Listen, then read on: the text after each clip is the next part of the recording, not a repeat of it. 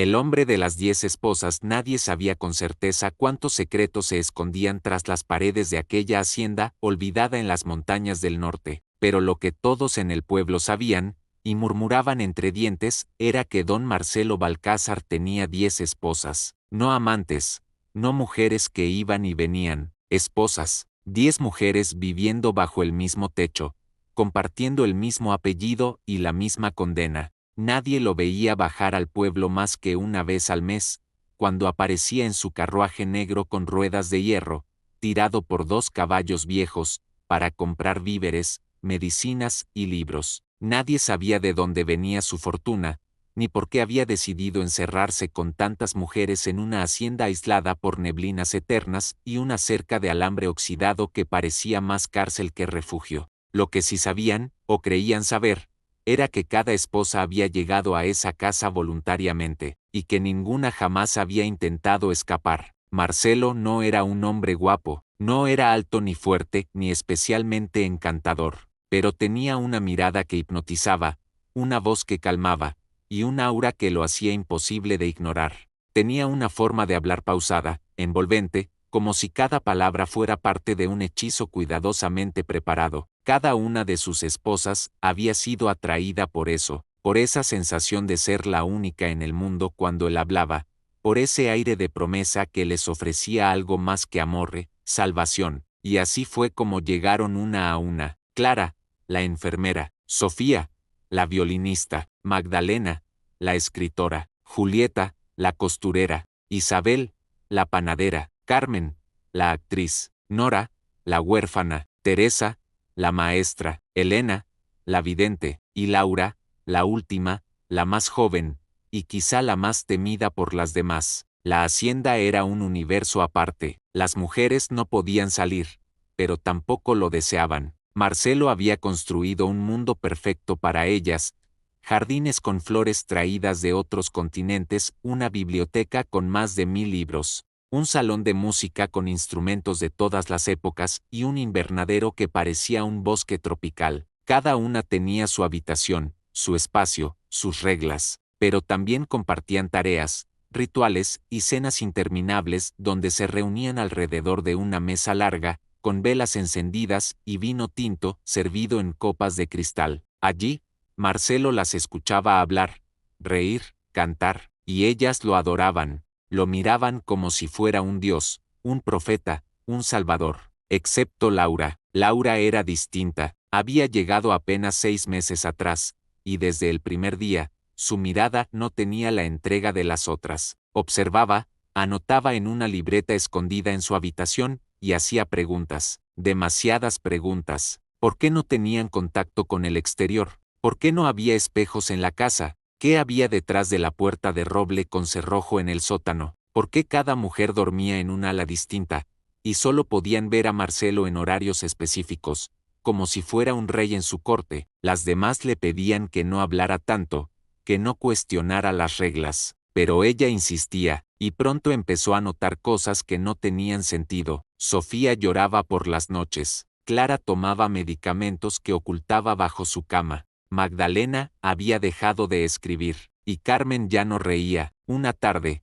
Laura decidió seguir a Marcelo. Lo hizo en silencio, descalza, caminando por los pasillos como un susurro. Lo vio bajar al sótano, abrir la puerta de roble con una llave que llevaba colgando al cuello, y desaparecer por casi una hora. Cuando subió, su ropa estaba manchada con tierra. Al día siguiente, Laura esperó a que él saliera al invernadero y bajó al sótano. La puerta estaba cerrada, pero encontró la llave en su estudio. Cuando logró abrirla, lo que encontró la dejó sin aliento: un cuarto oscuro, con paredes de piedra, donde colgaban retratos de mujeres. Mujeres que no estaban entre las 10 esposas. Mujeres con los ojos tachados en tinta roja. Decenas de ellas. Laura cerró la puerta rápidamente y corrió a su habitación. Esa noche no durmió, ni la siguiente. Empezó a observar con más atención. Escuchaba pasos donde no debía haber nadie,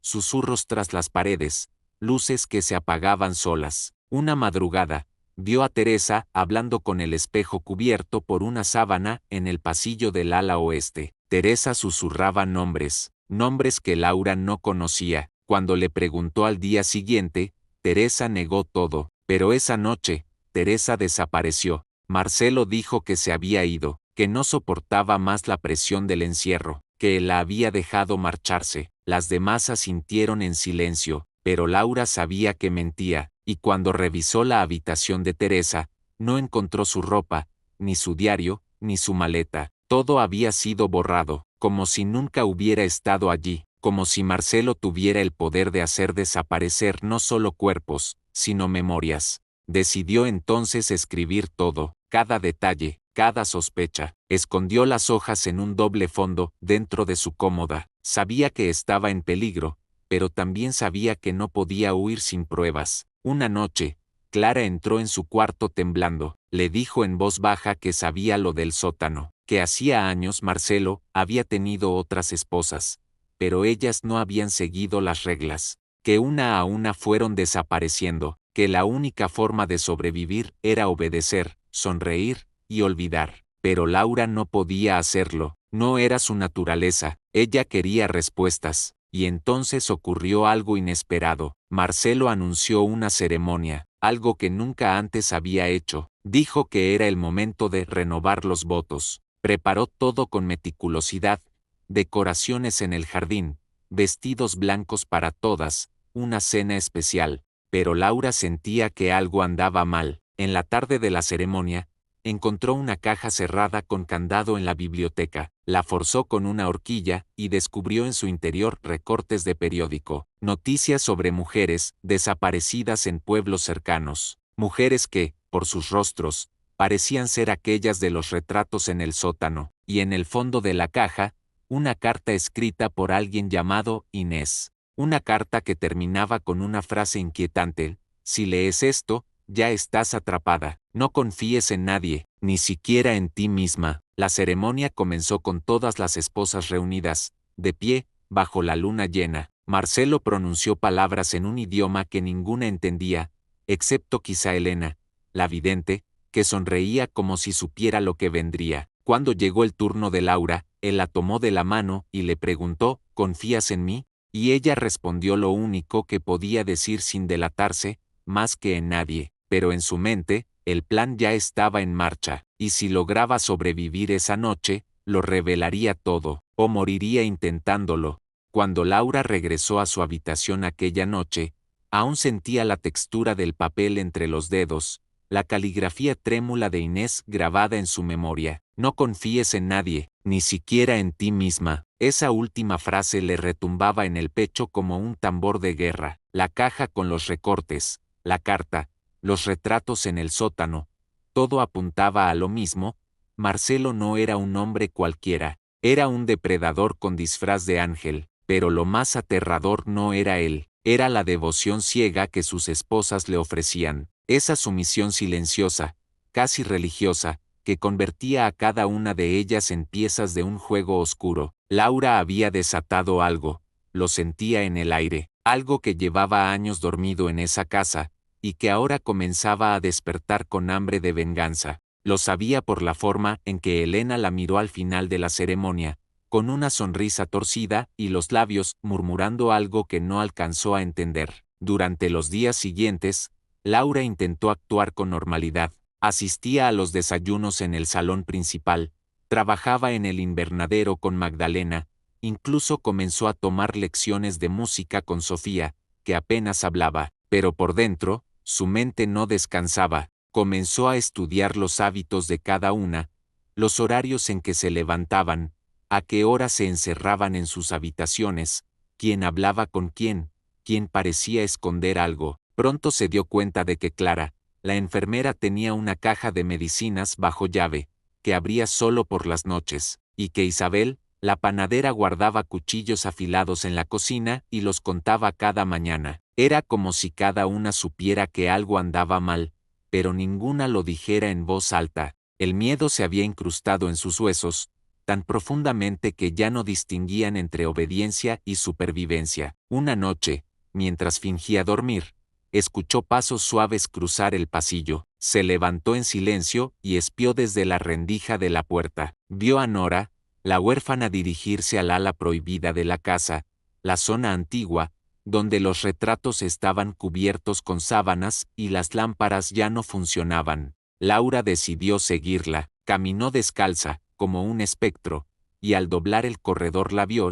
Nora estaba frente a una puerta oculta, detrás de una cortina roja. Parecía recitar algo, como una oración, mientras tocaba la madera con la palma de la mano. Laura no comprendió lo que decía, pero alcanzó a escuchar un nombre, Inés. Antes de que pudiera acercarse más, Nora se giró bruscamente, como si la hubiera sentido. Laura se escondió entre las sombras, conteniendo la respiración. Nora se quedó inmóvil unos segundos, luego regresó por donde había venido, sin notar su presencia. A la mañana siguiente, Nora no apareció en el desayuno. Marcelo explicó que había enfermado y necesitaba descansar, pero Laura sabía que mentía. Esperó a que todos se dispersaran y fue a su habitación. La puerta estaba entreabierta. Dentro, no había rastro de Nora, ni ropa, ni pertenencias, ni siquiera sus zapatos. Lo único que encontró fue una nota escrita con tinta azul, escondida bajo el colchón. Decía: ella me llama, dice que está atrapada, que no es libre. Si no regreso, búscala tú. Estaba firmada simplemente como N. Laura sintió un escalofrío. ¿Ella, Inés, seguía viva, o hablaban de otra cosa? Decidió entonces volver al sótano. Necesitaba revisar cada detalle de aquella habitación oculta. Esperó a que Marcelo saliera al bosque, como hacía algunas tardes, y bajó con la llave robada. Esta vez llevó consigo una linterna y una pequeña navaja escondida en el cinturón. Al abrir la puerta de roble, el olor a humedad y tierra mojada le golpeó el rostro. Descendió por los escalones de piedra hasta llegar a la sala de los retratos. Contó los cuadros, 32. Todos mujeres, todas jóvenes, todas con los ojos tachados. Al fondo, una puerta más pequeña, de hierro oxidado, con un candado enorme. Laura intentó forzarla, pero no cedía. Buscó por el cuarto y encontró una caja de herramientas escondida bajo una alfombra raída. Dentro, una ganzúa oxidada. Tardó casi una hora en manipular el candado, hasta que finalmente se dio con un chirrido seco. Abrió la puerta con lentitud. Dentro encontró una celda pequeña, sin ventanas, con una cama de piedra, cadenas colgando de la pared y marcas en el suelo. Marcas de uñas, arañazos, mensajes tallados en la piedra. Uno de ellos decía: él miente. Otro: no somos las primeras. Y otro más, apenas legible: Inés estuvo aquí. El corazón de Laura latía como un tambor de guerra. Sabía que no tenía mucho tiempo. Cerró la puerta, volvió a colocar el candado y subió con cuidado, asegurándose de no dejar huellas. Esa noche, mientras las demás dormían, escribió todo en su libreta, cada detalle. Sabía que estaba más cerca de la verdad, pero también sabía que Marcelo sospechaba. Su comportamiento era distinto, más vigilante, menos paciente. Durante la cena, la miró fijamente mientras bebía su vino, y dijo algo que heló la sangre de todas. A veces, algunas de nosotras olvidan por qué están aquí, olvidan las reglas, olvidan lo que les ofrecí. Pero no se preocupen, mis queridas, la casa se encarga de recordarles. Siempre. Esa noche, Elena se acercó al cuarto de Laura, tocó la puerta con los nudillos, sin decir palabra. Laura abrió con cautela. Elena entró, cerró tras ella y le dijo en voz baja: él la escucha, todo el tiempo. Esta casa tiene oídos. Si quieres vivir, debes callar. ¿La escuchas tú también?, preguntó Laura. No, pero la siento, en las paredes, en los espejos, en los sueños. ¿Inés está viva? Elena no respondió, solo le entregó un objeto envuelto en tela negra. Era un anillo antiguo, con una piedra azul incrustada, y una inscripción en el interior: nunca libres. Elena le explicó que todas las mujeres desaparecidas lo habían llevado alguna vez. Era una especie de símbolo, de promesa, de condena. Laura guardó el anillo, sin saber qué pensar. ¿Era todo real? ¿O la locura de aquella casa se estaba filtrando en su mente también? Al amanecer, Marcelo la esperaba en el invernadero. Sonreía como siempre, pero sus ojos estaban nublados por algo oscuro. Le ofreció una taza de té y le preguntó cómo se sentía. ¿Te gusta vivir aquí, Laura? Claro, respondió ella, sin temblar. ¿Te sientes parte de esta familia? Sí. Marcelo se acercó, tomó su mano y le susurró al oído. Entonces, ¿por qué andas abriendo puertas que deberían permanecer cerradas? Laura sintió que el suelo desaparecía bajo sus pies, pero no dijo nada. No podía. Sabía que ahora estaba bajo vigilancia constante. Sabía que el próximo error sería el último, y también sabía que no podía confiar en nadie, ni siquiera en sí misma, porque comenzaba a tener sueños. Sueños donde veía a Inés, descalza, con un vestido blanco manchado de sangre, parada frente al espejo, susurrando palabras en un idioma que Laura no entendía, pero que empezaban a parecerle familiares. Soñaba con la puerta de hierro, con los retratos tachados, con la carta, y cada vez que despertaba, el anillo azul estaba más frío. Lo que Laura no sabía, aún era que alguien más estaba leyendo su diario, alguien que ya había leído todo antes, y que no tenía intención de dejarla salir de allí con vida. El diario desapareció. Laura lo había escondido con precisión milimétrica en el fondo falso de su cómoda, protegida por una tabla móvil que solo ella sabía cómo desmontar. Pero esa mañana, al buscar entre sus ropas, lo sintió de inmediato. El hueco estaba vacío, el aire parecía más frío allí dentro, se le heló la sangre, no había señales de forzamiento, no había desorden, alguien lo había tomado, con tiempo, calma, y sabiendo exactamente dónde buscar.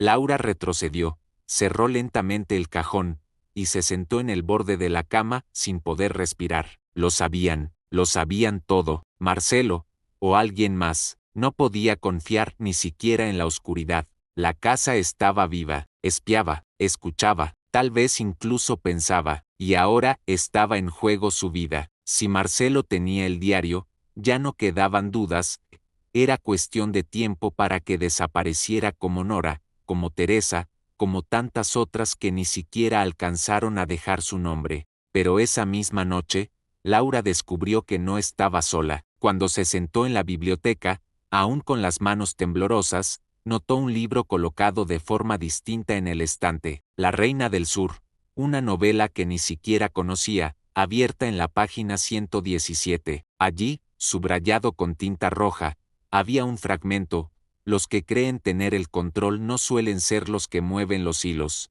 En la parte inferior, escrita con la misma caligrafía temblorosa de la carta de Inés, una frase corta: lo escondí donde nadie mira. Laura comprendió al instante: quien tuviera el diario no era su enemigo, al menos no aún. Alguien la estaba guiando desde dentro, alguien que aún quedaba en la casa, viva, oculta, o tal vez atrapada en algo más profundo que la muerte. Esa misma madrugada, Laura regresó al sótano, guiada por la intuición. Cada paso era una decisión entre seguir con vida o terminar como un recuerdo olvidado. Bajó con una vela encendida, pues las linternas desaparecieron de su habitación misteriosamente. La tenue luz proyectaba sombras alargadas en las paredes de piedra, haciéndolas respirar como si tuvieran alma. Entró a la sala de retratos y fue directo al último cuadro de la fila. Estaba cubierto con un lienzo polvoriento, más viejo que los demás. Lo retiró con manos temblorosas y allí la vio, una mujer de mirada feroz, cabello suelto, expresión desafiante. No tenía los ojos tachados, era la única, y en el marco, grabado con letras pequeñas, un nombre: Inés Villalba. Debajo del retrato había una inscripción en latín: Memoria tenetur, corpus amititur, la memoria permanece, el cuerpo se pierde. Laura repitió la frase en voz baja y, al hacerlo, escuchó un crujido detrás del muro. Golpeó con los nudillos y sintió un hueco. Retiró una piedra suelta y dentro halló una caja de madera antigua. La abrió con cautela. Dentro estaba el diario, su diario, pero no estaba solo. Acompañándolo había otro, cubierto con cuero desgastado, amarrado con hilo rojo. Lo desató. Era el diario de Inés. Las páginas estaban manchadas, algunas arrancadas, otras ilegibles, pero lo que pudo leer la dejó paralizada. Inés relataba cómo Marcelo la había seducido cuando era apenas una joven profesora en Granada,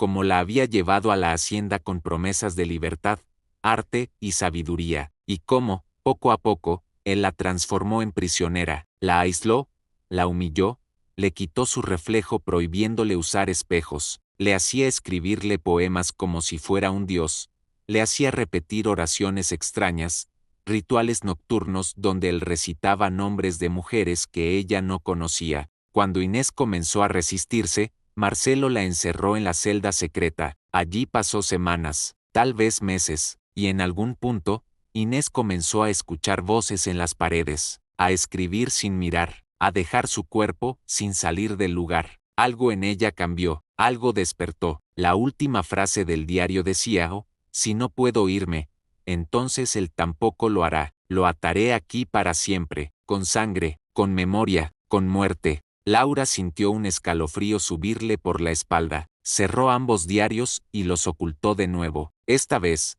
en un rincón del invernadero, bajo tierra húmeda, entre las raíces de una palmera extranjera que nadie regaba. Regresó a su habitación al amanecer y encontró, sobre su almohada, el anillo de Inés. Pero no era posible, ella lo había escondido en el fondo de su cajón. Alguien lo había tomado, y lo había devuelto, como un aviso, como un mensaje, o como una maldición. Durante el desayuno, Marcelo no apareció. En su lugar, Elena ocupó su asiento, con una túnica gris y una copa de vino en la mano. Dijo que a partir de ahora, ella se encargaría de mantener el equilibrio del hogar. Las demás no dijeron nada, ni una palabra, como si ya lo supieran, como si hubieran estado esperando que eso ocurriera. Laura no entendía. ¿Marcelo había muerto? ¿Había escapado? ¿O había sido absorbido por el pacto que Inés mencionó en su diario? Durante 3 días no se supo nada de él. La hacienda quedó en un silencio fúnebre, y Laura comenzó a sospechar que el plan de Inés había funcionado, pero que algo peor había sido liberado. Al 4.º día, Laura fue despertada por un susurro en su oído. No había nadie en su cuarto, la puerta seguía cerrada, la ventana intacta, pero en el espejo cubierto, se había dibujado un mensaje con algo que parecía aliento. Decía: "Él aún respira, pero ya no es él". Aquella noche, Clara, la enfermera, la buscó en secreto. Le dijo que había algo que necesitaba mostrarle. La llevó hasta el ala más antigua de la hacienda, donde una puerta daba a un túnel que descendía hasta el subsuelo. No era el sótano habitual, era otra cosa, un lugar que ni siquiera aparecía en los planos.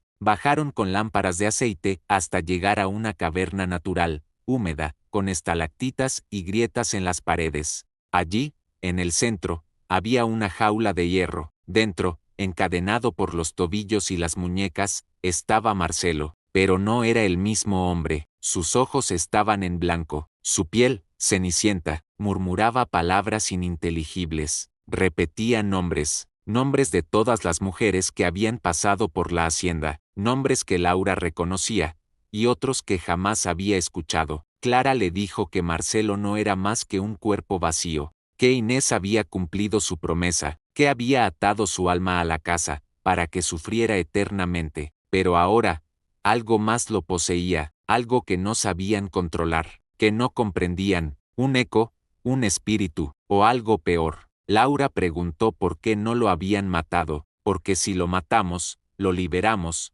dijo Clara, y si lo liberamos, nos encontrará a todas. Laura regresó a su habitación con el alma deshecha. Sabía que debía escapar, que si no lo hacía, pronto se convertiría en una de las sombras de la casa, pero también sabía que si huía, todo quedaría como estaba, que otras mujeres llegarían, que otras desaparecerían, y que la historia se repetiría como una maldición eterna. Esa noche, abrió su diario, tomó una pluma, y comenzó a escribir una carta, una sola, la más importante de todas. Si estás leyendo esto, significa que yo ya no estoy aquí, o que estoy, pero de otra forma. No creas en lo que ves, no te fíes de los espejos, y sobre todo, no confíes en el silencio de las otras. Aún hay forma de romper el ciclo, pero no lo harás sola. Firmó con una sola letra, L, y selló la carta con sangre. Laura no durmió esa noche. Tenía los ojos fijos en el techo de su habitación,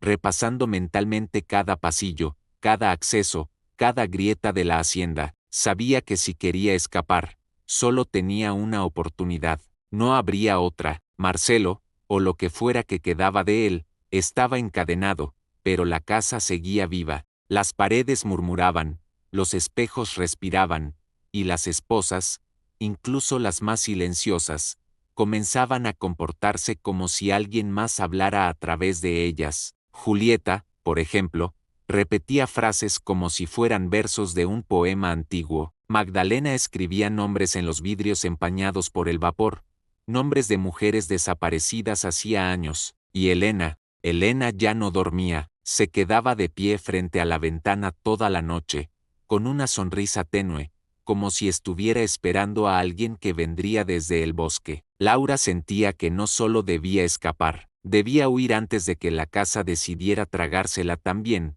antes de que su mente se deshiciera igual que la de las demás. Guardó pocas cosas, el diario de Inés, su propia libreta con anotaciones, el anillo con la piedra azul y la carta sellada con sangre que ella misma había escrito. La enterró bajo una roca detrás del invernadero, junto a la raíz expuesta de una higuera seca. No lo hizo para salvarse, lo hizo para que, si moría, alguien encontrara su historia. Sabía que había cosas en esa casa que no podían ser destruidas con fuego ni metal, que había memorias más fuertes que la carne, más antiguas que los muros, más decididas que el miedo. Salir de allí no era suficiente. La verdadera pregunta era, ¿la dejarían salir?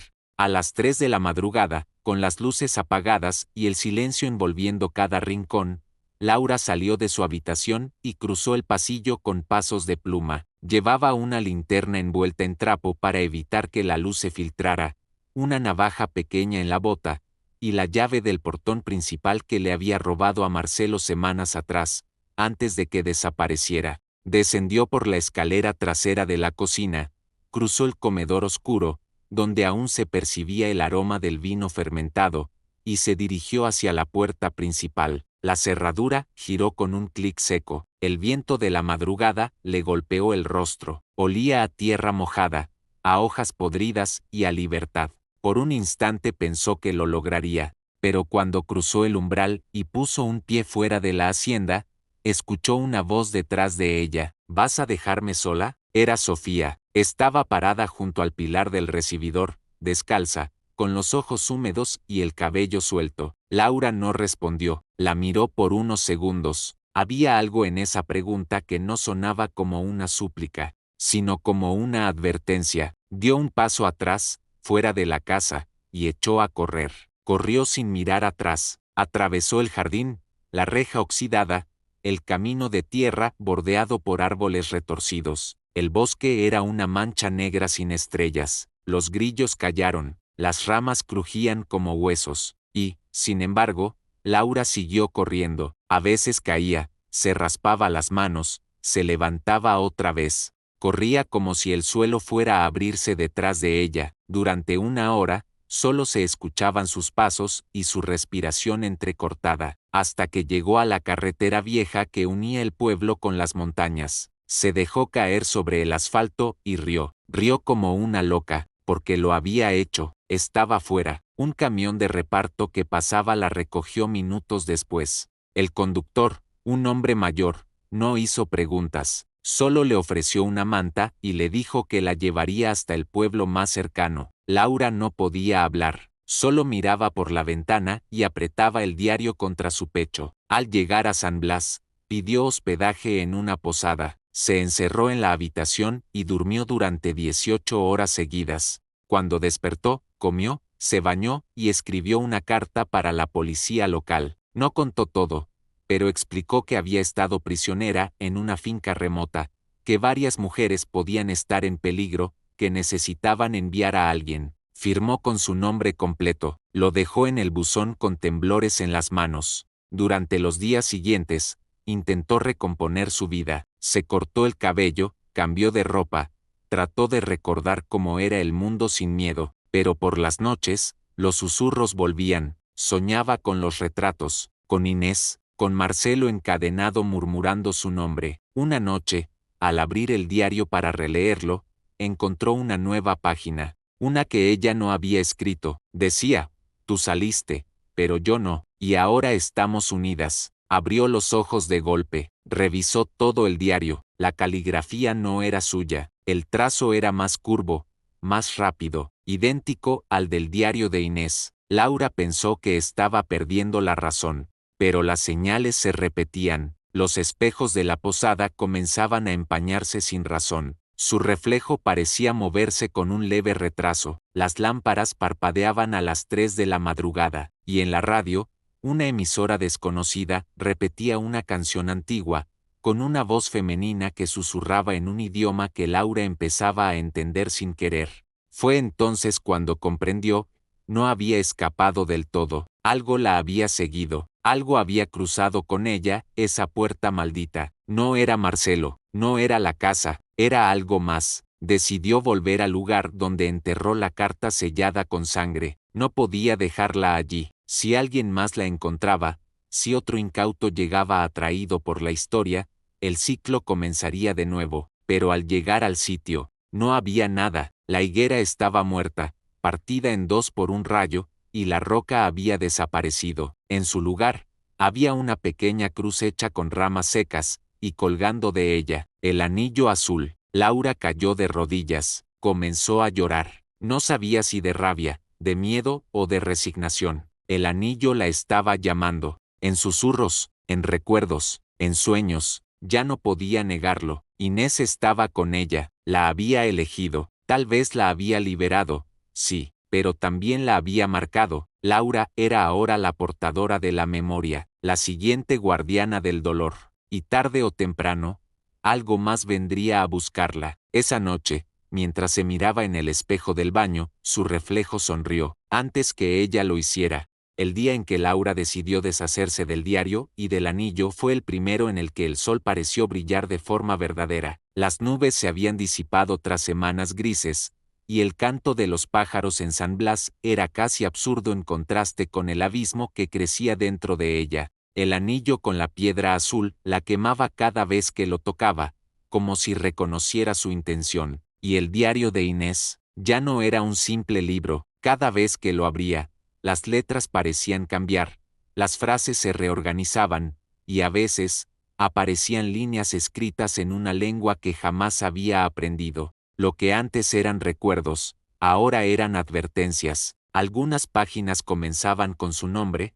Laura, y otras terminaban con el suyo tachado. Una en especial repetía una frase como un mantra: no rompas el equilibrio, no rompas el equilibrio, no rompas. Laura lo ignoró. Estaba decidida, lo llevaría todo al bosque que rodeaba San Blas, lo más lejos posible del pueblo. Había investigado y encontró una zona de terreno seco y quebrado, donde nada crecía, donde nadie pasaba. Llevó consigo una pala, un frasco de alcohol, cerillos, y una caja metálica. Cuando llegó, cavó con manos temblorosas y enterró el diario. Luego, colocó el anillo encima y roció el contenido con alcohol. Las llamas ardieron con fuerza, por un momento, pero en cuestión de segundos, un viento violento se levantó, apagando el fuego como si alguien hubiese soplado desde el centro mismo de la tierra. Laura retrocedió. Algo no quería que aquello desapareciera. Recogió la caja metálica, guardó los restos chamuscados y decidió lanzarlos al río. Caminó hasta el puente del lamento, un lugar que los ancianos del pueblo evitaban con pretextos imprecisos. Allí, bajo el cielo nublado de la tarde, lanzó la caja al agua, vio cómo se hundía, sintió alivio, pero ese alivio duró exactamente 4 segundos, porque en ese mismo instante, una niña que jugaba en la orilla comenzó a gritar. Señalaba el agua, decía que había una mujer allí abajo, que la estaba mirando, que le hablaba sin mover los labios. Laura huyó, corrió de regreso a la posada y se encerró. Durante horas, repitió para sí que lo había hecho, que había roto el vínculo, que todo terminaría. Pero esa noche, al intentar dormir, encontró algo que la paralizó: el anillo azul sobre su almohada, y a los pies de su cama, el diario, no mojado, no quemado, intacto, limpio, como si nada hubiera pasado. Laura gritó, golpeó las paredes, lloró, pero cuando fue a buscar al dueño de la posada para contarle lo que estaba ocurriendo, Él la miró con ojos vacíos y dijo algo que jamás olvidaría: ¿te ofreció la casa, o la elegiste tú? Laura retrocedió. Nadie debía saber, nadie, excepto aquellos marcados por la misma maldición. Empezó a sospechar que no era la primera en intentar escapar, que otras lo habían hecho, y que algunas habían sido absorbidas por algo peor que la hacienda, la red invisible de mujeres que mantenían el equilibrio a través del silencio. Entonces, recordó una pista en el diario de Inés, un nombre mencionado solo una vez: Marina Álvarez, una mujer que, según el texto, logró irse, pero no olvidar. Comenzó a buscar en registros antiguos, visitó la biblioteca del pueblo, preguntó a los ancianos, revisó periódicos amarillentos. Finalmente la encontró. Marina vivía en un pueblo a 2 horas en auto, al pie de unas colinas olvidadas por el tiempo. No figuraba en redes, no tenía teléfono. Era como si hubiera decidido desaparecer del mundo, o como si el mundo hubiera decidido olvidarla. Laura alquiló un auto y partió al amanecer. El camino era largo y solitario, como si el mismo bosque intentara ocultar lo que venía. Al llegar, encontró una casa de madera, pequeña, cubierta de musgo. Tocó la puerta, nadie respondió. Volvió a tocar, 1, 2, 3 veces. Finalmente, una mujer mayor, de cabello blanco y mirada vidriosa, abrió con lentitud. No dijo su nombre, no preguntó quién era Laura, solo la miró y murmuró: «Trajiste el anillo, ¿verdad?». Laura no supo qué decir.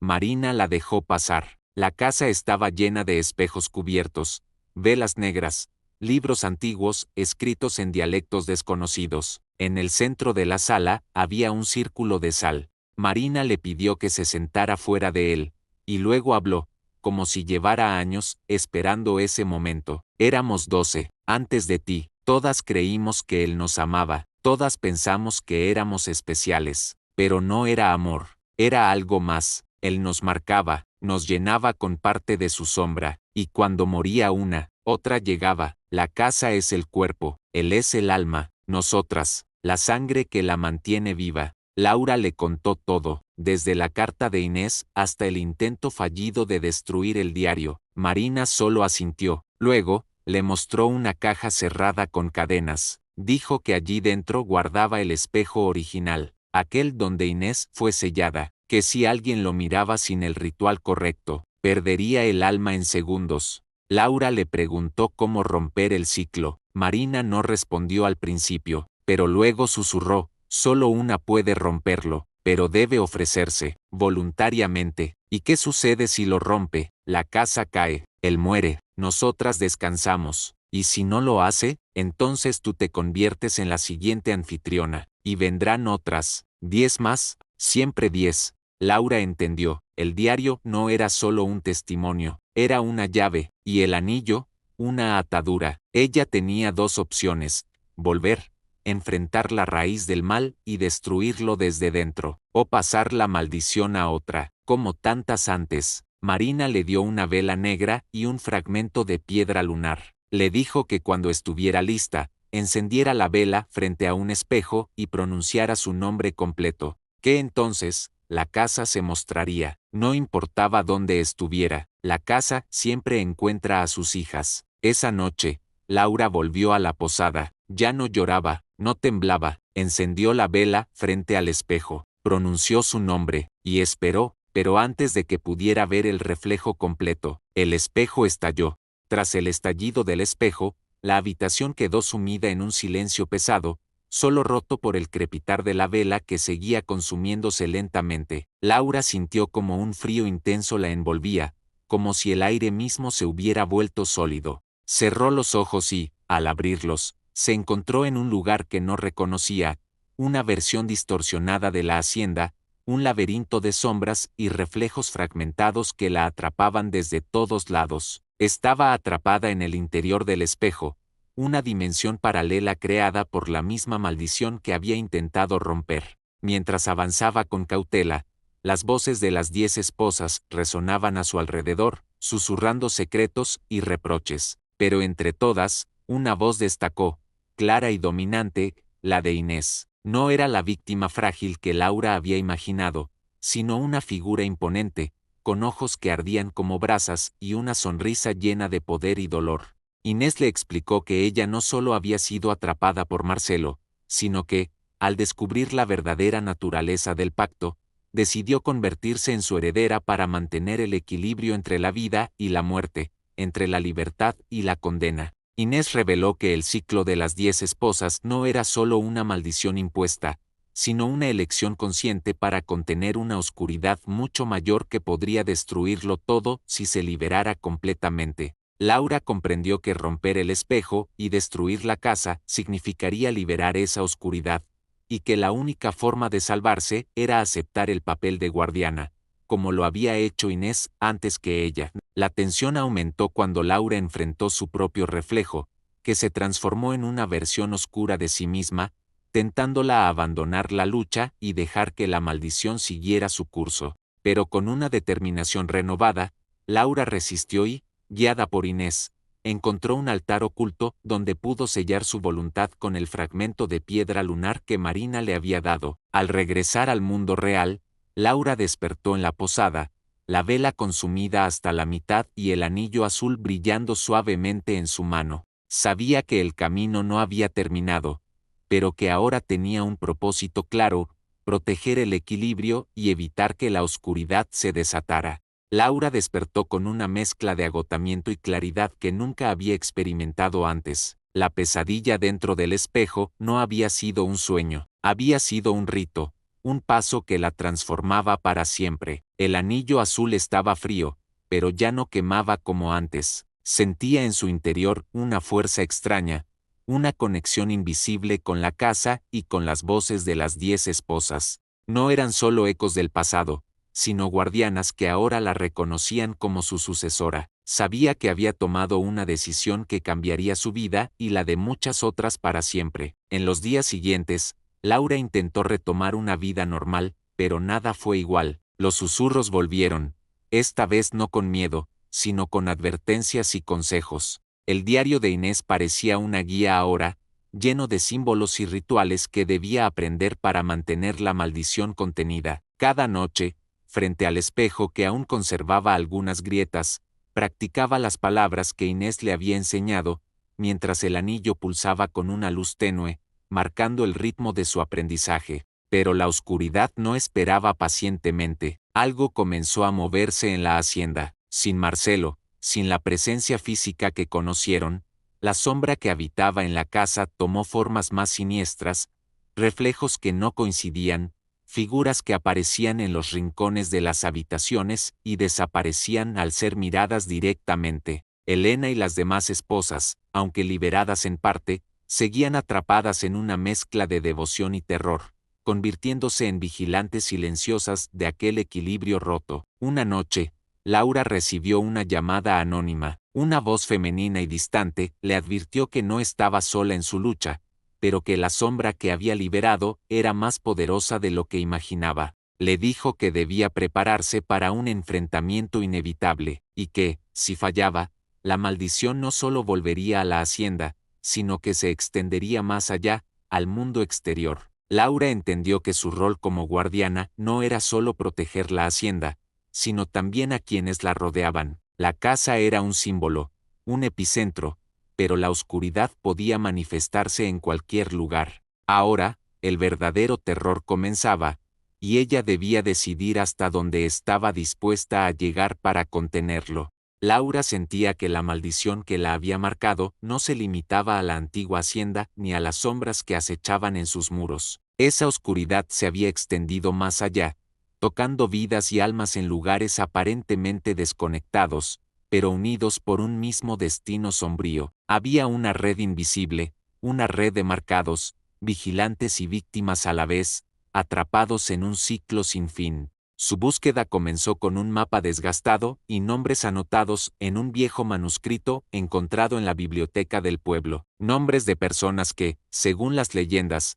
habían sobrevivido encuentros con casas similares, pactos oscuros o presencias inexplicables. Algunos eran antiguos, otros recientes, hombres y mujeres, todos unidos por la sombra. En un pueblo remoto, encontró a Clara, una mujer de mirada profunda y expresión serena, marcada por la pérdida de su madre y abuela, víctimas de la misma maldición. Clara guardaba diarios, objetos y símbolos antiguos, reliquias que esperaba que algún día alguien pudiera entender. No estamos solas, le dijo al reconocer en Laura la misma marca que ella llevaba. Clara presentó a Martín, un hombre que escapó de otra finca maldita, con un espejo roto inscrito en lenguas olvidadas y relatos de pesadillas vivas, voces en la oscuridad, figuras que se desvanecen al ser observadas, rituales para sellar almas y destinos. La maldición es más antigua de lo que creemos, decía. No nació con Marcelo ni con las esposas.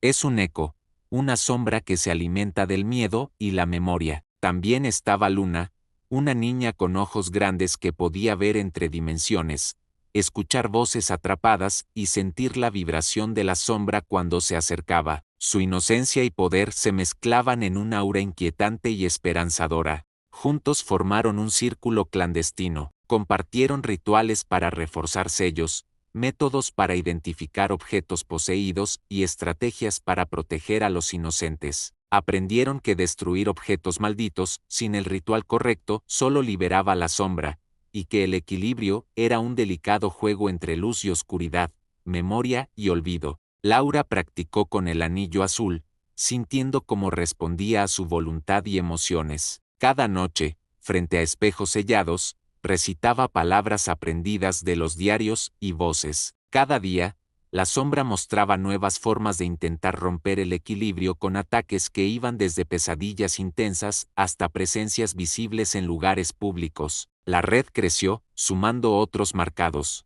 Sin embargo, la batalla no era solo física ni espiritual, sino mental. La sombra atacaba sus cuerpos y mentes, sembrando dudas, miedos y paranoias. Algunos cedieron y desaparecieron, otros lucharon con más fuerza. Martín desapareció 3 días, encontrado en el bosque cerca de un altar antiguo, murmurando palabras incomprensibles y con ojos en blanco. Había sido poseído momentáneamente por la sombra, una advertencia de la dureza de la batalla. Laura nunca perdió la esperanza. Recordaba las palabras de Inés: el equilibrio debía mantenerse, no destruirse. Aceptar la sombra no significaba ceder, sino entenderla y contenerla. La red se extendió a otras regiones, conectando a personas con historias similares, objetos resonantes y rituales para reforzar las barreras. Cada incorporación era una victoria contra la soledad y el miedo, pero la maldición se adaptaba. El hombre detrás de las 10 esposas o su sombra estaba al tanto,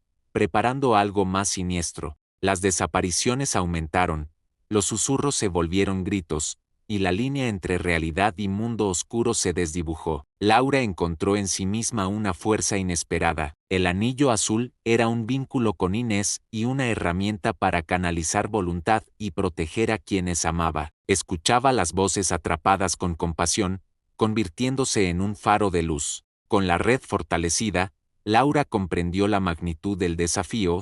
La maldición era una batalla contra la memoria y el olvido, contra el silencio que alimentaba la sombra. Para contenerla, debían traer a la luz las historias ocultas y dar voz a las víctimas. Planeó una expedición con Clara, Martín y Luna a uno de los nodos más antiguos, una hacienda abandonada en las montañas, donde la sombra tuvo origen físico, un lugar envuelto en leyendas, donde nadie podía pasar más de una noche sin terror.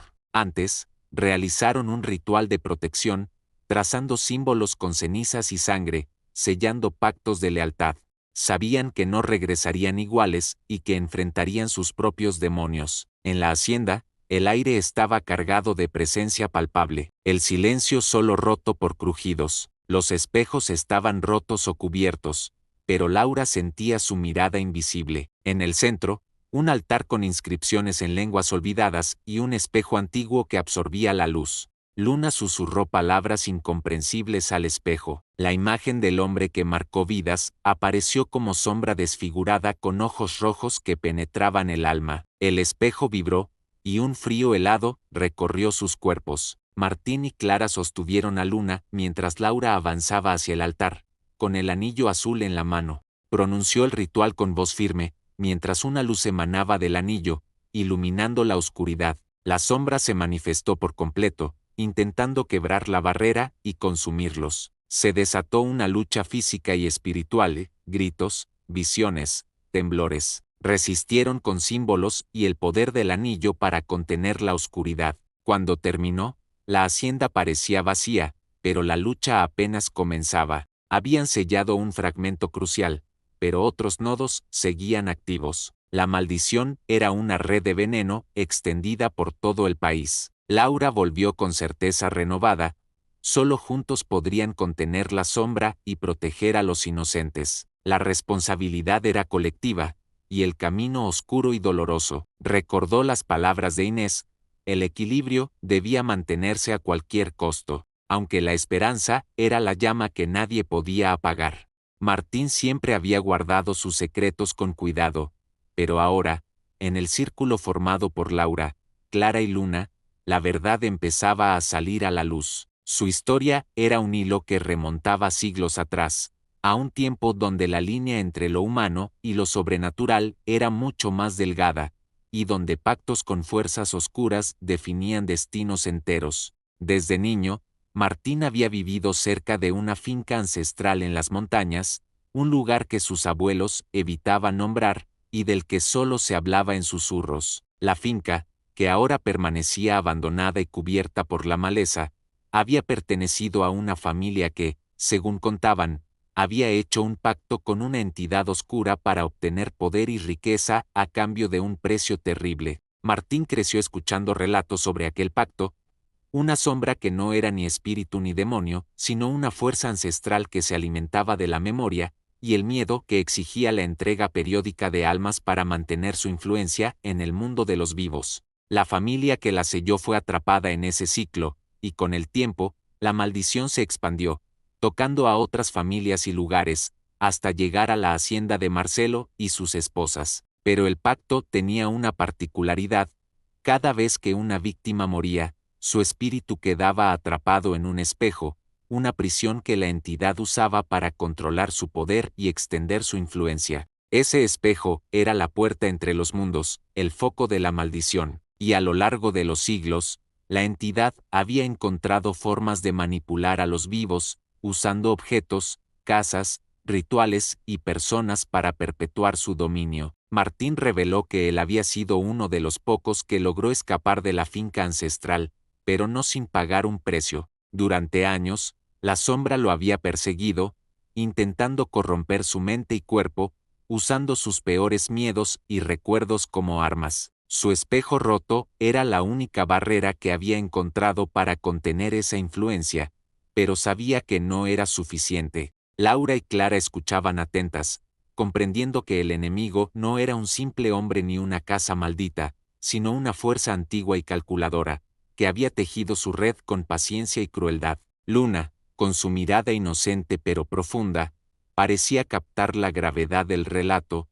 Sus ojos reflejaban la mezcla de miedo y determinación que ahora los unía a todos. Decidieron que era necesario buscar más pistas en la finca ancestral, no solo para entender la maldición, sino para encontrar una forma de romperla definitivamente. El viaje era peligroso, pues la sombra protegería su origen con todas sus fuerzas. Al llegar, la finca estaba cubierta de sombras y silencio. Las paredes mostraban símbolos antiguos, rituales incompletos y restos de objetos malditos. Laura sintió como el anillo azul pulsaba con intensidad, como si reconociera ese lugar. En el sótano, encontraron una habitación oculta donde reposaba un espejo antiguo, mucho más grande y oscuro que cualquiera que hubieran visto. En su superficie, reflejaba no solo el presente, sino fragmentos del pasado, imágenes distorsionadas de rituales, pactos, y el rostro de la entidad,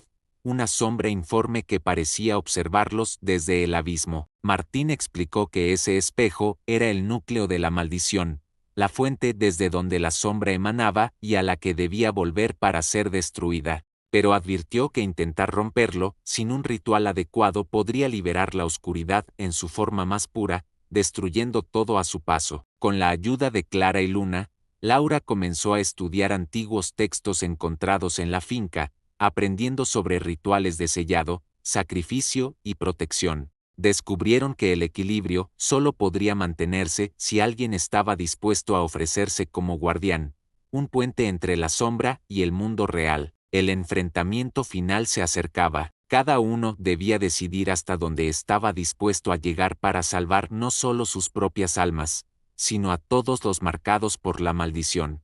La noche que descendieron nuevamente a la finca ancestral, sabían que no regresarían iguales. El aire estaba espeso, como si la propia oscuridad respirara con ellos. Cada paso crujía sobre la madera vieja del suelo, y los ecos de voces pasadas retumbaban entre las paredes. Laura, Clara, Martín y Luna se preparaban para el ritual final frente al espejo primordial, la fuente de toda la maldición. Frente a ellos, la entidad, esa sombra sin forma con ojos humanos aguardaba, sabiendo que ese sería el último encuentro. Laura sostenía el anillo azul, ahora brillante como nunca antes. En su interior, las voces de las esposas de Marcelo susurraban, no con miedo, sino con decisión. Inés, la primera esposa, hablaba con más claridad: debe sellarlo, pero el sello requiere un alma viva. Era el precio del equilibrio. La sombra no podía ser destruida, solo contenida. Alguien tendría que convertirse en su prisión eterna. Martín,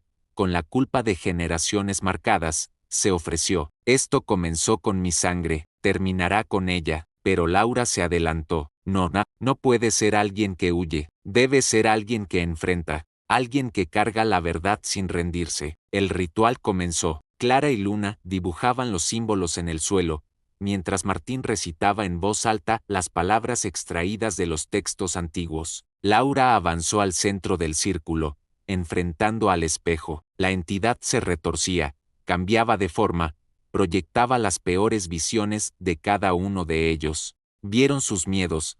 Clara veía a su familia ardiendo, Luna a sí misma siendo tragada por un espejo, Martín a su padre entregándolo a la sombra. Pero Laura vio a las 10 esposas, de pie detrás de ella, con los ojos llenos de esperanza. La sombra, sintiendo su final cerca, ofreció a Laura una alternativa: poder, inmortalidad, conocimiento infinito. Solo tienes que entregarte a mí. Juntos podemos gobernar la memoria del mundo. Pero Laura, con lágrimas en los ojos, respondió: prefiero desaparecer en el olvido que vivir en la mentira. El espejo comenzó a fracturarse, una grieta tras otra, y un viento oscuro se desató por toda la finca. Las luces parpadeaban. Luna gritaba el nombre de Laura, pero ella no respondía. Había cerrado los ojos, sosteniendo el anillo con fuerza, y había entrado en el reflejo. Su cuerpo cayó lentamente, pero su alma fue absorbida por el espejo primordial,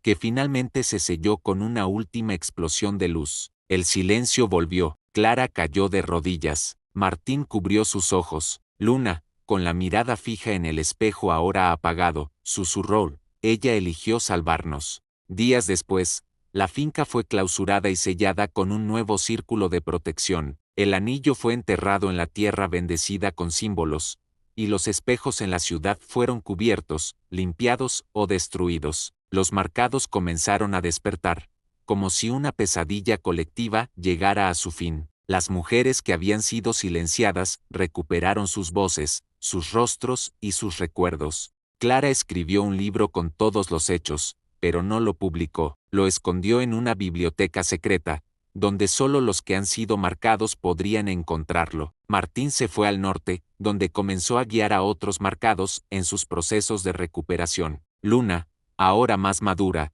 empezó a visitar hogares que aún mostraban señales de oscuridad, guiando a niños y adultos hacia la luz. Pero cada año, en la misma fecha en que Laura se sacrificó, una brisa helada recorre la ciudad. Un susurro imperceptible se escucha cerca de los espejos antiguos, y en uno de ellos, si se observa con atención, puede verse el rostro de una mujer valiente, de pie, vigilando, protegiendo. Laura no fue olvidada, se convirtió en la guardiana del espejo, el alma que sostiene el equilibrio. El precio fue su eternidad, pero el mundo fue liberado de una red de oscuridad que había comenzado con un hombre, 10 esposas, y un pacto sellado con sangre, porque al final, las verdaderas cadenas no eran las de los rituales, ni los anillos, ni los espejos. sino el silencio, y Laura rompió ese silencio con su sacrificio. Si esta historia te atrapó tanto como a nosotros al contarla, no olvides suscribirte al canal, activar la campanita para que no te pierdas ningún video, darle me gusta si te gustó el contenido, y dejar en los comentarios qué parte te impactó más. Subimos videos nuevos todos los días, así que prepárate, porque las próximas historias serán aún más oscuras y mucho más reales. Nos vemos en el próximo video.